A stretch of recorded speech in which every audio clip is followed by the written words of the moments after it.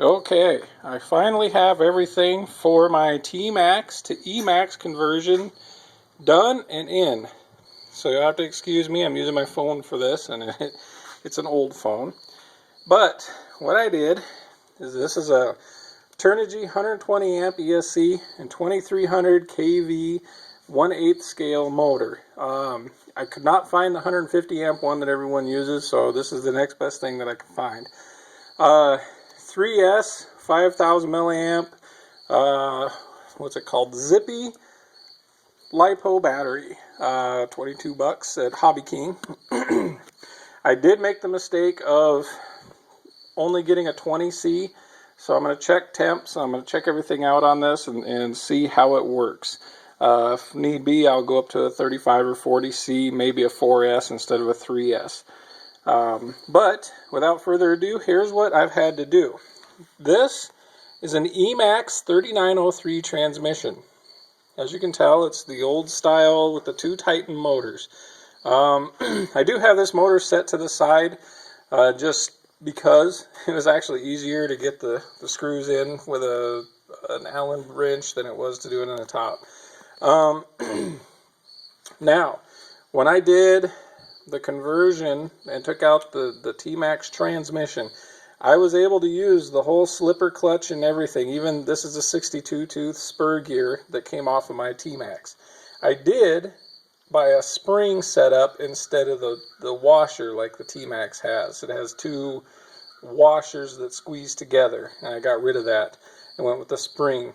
I don't know if it's going to prove any better or not. The batteries. I just went to my hardware store and got a couple of Velcro straps.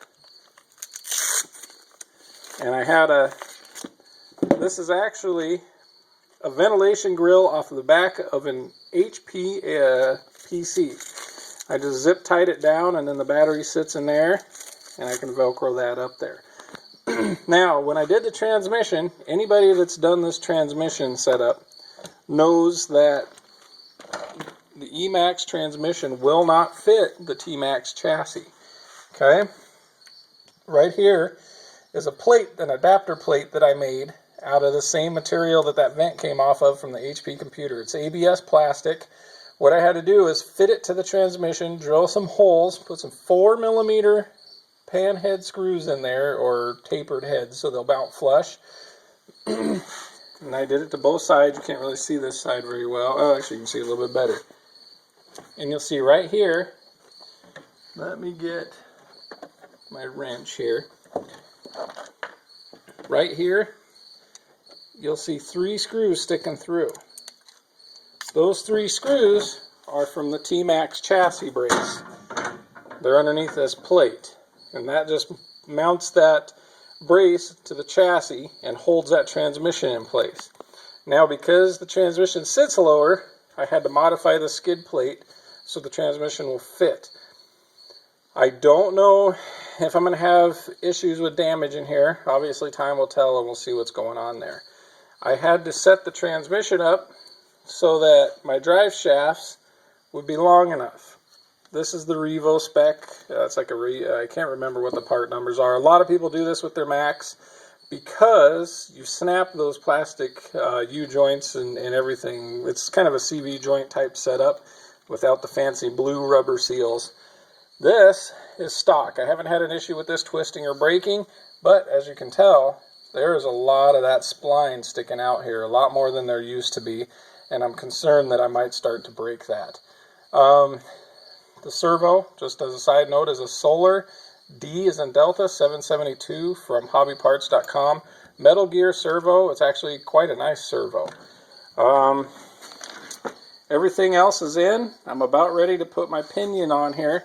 This is a 22 tooth carbon steel pinion from a company called Hot Racing. This is the cheapest pinion I could find. It was about $8, $8.88 I believe, from eBay. We're going to put it on. I'm going to check temps. I do have a temperature gun here somewhere, but I'm going to check temps and see where my temps are. But let me put everything back in here. We'll get her fired up and we'll see how she runs. Oh, the receiver box I did move.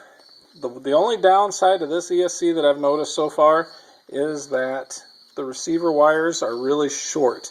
I did plan on putting it back here, but I couldn't really reach around to the receiver module. So I turned this sideways. The holes were already in the chassis. I just basically screwed the receiver module box back in. One thing that I do like to do is, just for waterproofing, my receiver is inside of a balloon, and I like to seal those off that way. I've done that with my kids' 1/16 RC vehicles, just to keep everything dry so we can cruise in the snow.